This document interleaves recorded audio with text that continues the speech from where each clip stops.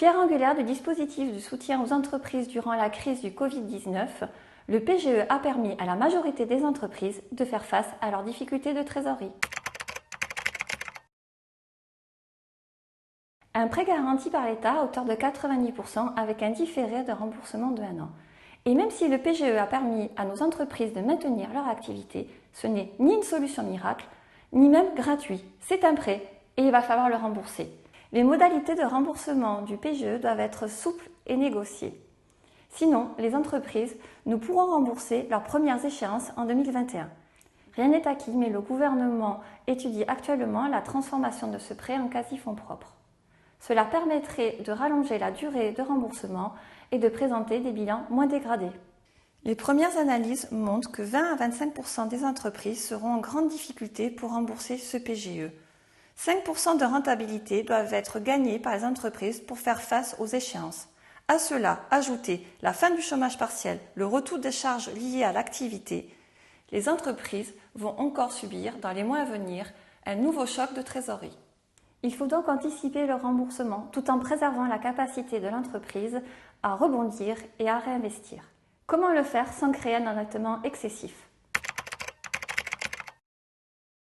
Comme le disait Claire, effectivement, remonter ses fonds propres, c'est une question indispensable pour les PME aujourd'hui. Donc, la première solution qu'on pourrait envisager, ce serait de faire entrer un manager. Donc un cadre qui vient d'une ETI, d'une grosse entreprise, d'un gros groupe, qui bien souvent va peut-être être licencié, donc qui va partir avec un cash, avec du cash, avec un chèque, qui lui permettra de réinvestir, de se projeter dans un nouveau projet professionnel. Ce cadre, finalement, va venir aussi avec des compétences techniques en innovation, des compétences commerciales. Il pourra apporter un réseau commercial, il pourra apporter en fait des compétences à l'export. Toutes ces compétences qui finalement, les PME n'ont souvent pas les moyens de se payer. Donc ce cadre pourra amener non seulement cet apport en fonds propres pour redresser la société, mais aussi va ajouter des compétences. C'est tout cet air frais qui sera injecté dans la PME qui va lui permettre de rebondir. Beaucoup d'entreprises aujourd'hui ont des difficultés à être transmises. C'est-à-dire qu'en fait, on a un certain nombre de dirigeants qui ont l'âge de partir en retraite et qui n'ont pas encore trouvé de successeurs, qui ont fait durer en fait cette phase de transition. Et la crise du Covid les a déstabilisés. L'idée, c'est peut-être de faire de cette crise une opportunité pour faire rentrer de ces managers et de construire avec eux un projet de transmission.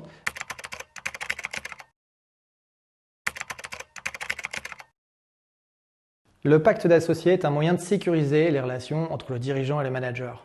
La première des choses, c'est les conditions financières, c'est-à-dire la rémunération. Quelle rémunération attribuée au manager ? Sera-t-il salarié ? Sera-t-il co-dirigeant ? Aura-t-il des pouvoirs de signature auprès des banques ? Ne faut-il pas limiter ses pouvoirs ? Il pourrait sinon contracter des emprunts, acquérir des machines, signer des contrats, des marchés importants. Donc c'est la première chose, c'est de concevoir, savoir quel est le statut du manager dans la société. Clause indispensable dans le pacte d'associés, c'est la clause d'agrément. Une clause qui peut paraître simple, mais elle est extrêmement importante puisqu'elle permet aux dirigeants de rester seul maître à bord et de décider qui il va faire entrer dans la société. Le manager pourrait très bien vendre ses titres à un tiers. S'il n'y a pas de clause d'agrément, la cession resterait valable. Le droit de préemption est aussi une clause qui est très proche de la clause d'agrément qui permet aux dirigeants de racheter les titres par priorité si jamais le manager souhaitait les céder à un tiers. Il faut prévoir des clauses de bad leaver, de good leaver, des clauses qui obligeront en fait le manager à céder ses titres si jamais il venait à sortir de la société du fait de la rupture de son contrat ou de son mandat social. Le pacte d'associés en tout cas, c'est un élément qui est indispensable et qui est extrêmement important de rédiger avec soin et de confier sa rédaction à un professionnel. Quel est le montage juridique pour faire entrer un manager? Le montage, il est assez connu, c'est le LBO.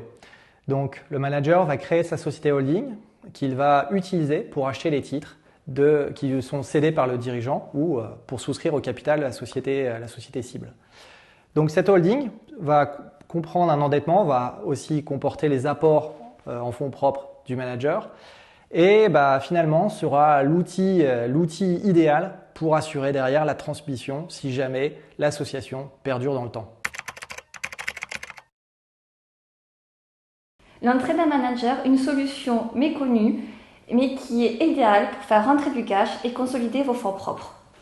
Et bien entendu, il est nécessaire de structurer le schéma juridique et de prévoir un pacte d'associés comme on l'a vu.